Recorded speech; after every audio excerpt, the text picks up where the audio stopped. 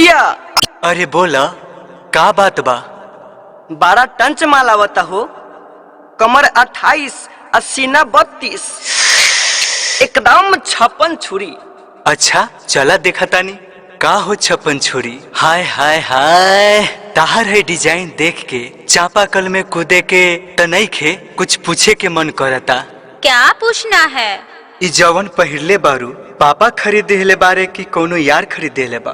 बेजोर बा, भीतरी के चीज बहरी देखाता। अरे हाय बेटिकट फिल्म देख के न सन की।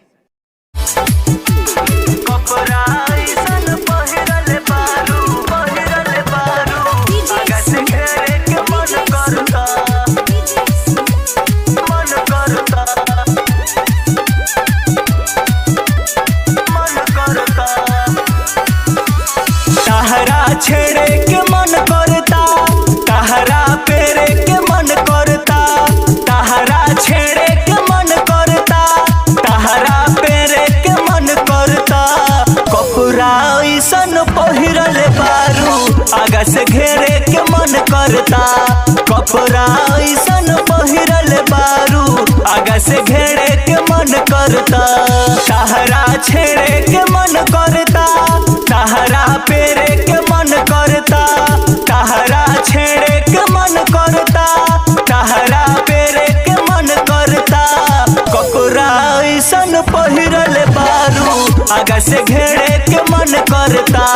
कपड़ा ऐसन पहिरल बारू आगा से घेरे के मन करता।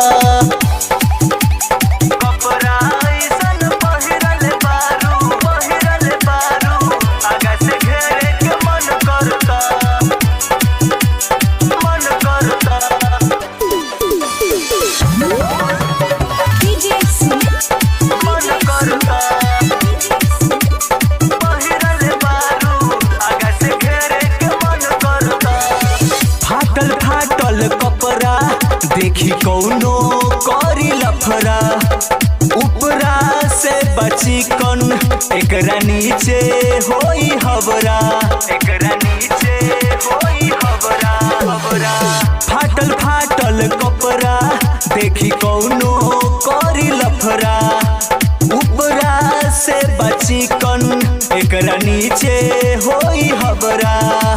कुछ देवे के मन करता, कुछ लेवे के मन करता, कुछ देवे के मन करता, कुछ लेवे के मन करता। खेबले नौआ जहान सारी हमरो खेबे के मन करता। कपड़ा ऐसन पहिरल बारू आगा से घेरे के मन करता।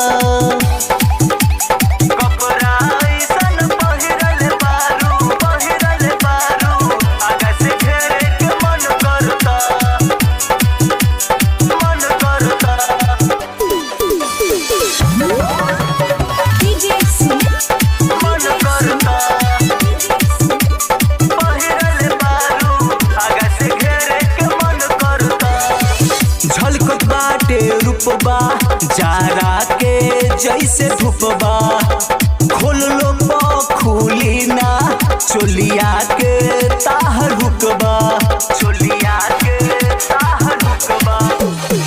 झलकत बाटे रूपबा जारा के जैसे धूपबा, खोल लो खुली ना चोलिया के ताहर हुकबा। हुकबा खोले के मन करता, लव यू बोले के मन करता। हुकबा खोले के मन करता, लव यू बोले के मन करता। पहले गरम बारू बजरबा लेके डोले के मन करता। कपड़ा ऐसन पहिरल बारू आगा से घेरे के मन करता।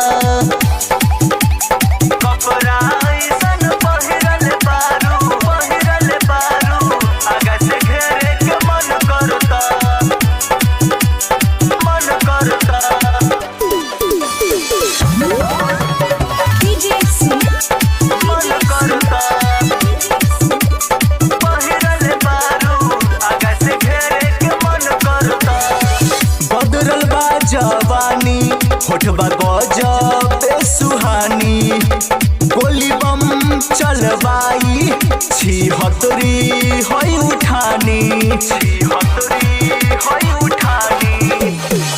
बदरल बा जवानी होठबा गजबे सुहानी गोली बम चलवाई 76 होई उठानी होठबा चूसे के मन करता लॉलीपॉप ठूसे के मन करता होठबा चूसे के मन करता लॉलीपॉप ठूसे के मन करता एह के कौसी के अखबारी घर में घुसे के मन करता राज देवगत के बाबे मारी घर में घुसे के मन करता तहरा छेड़े के मन करता तहरा पेरे के मन करता तहरा छेड़े के मन करता तहरा पेरे के मन करता कपड़ा ऐसन पहिरल बारू आगा से घेरे के मन करता कपड़ा ऐसन पहिरल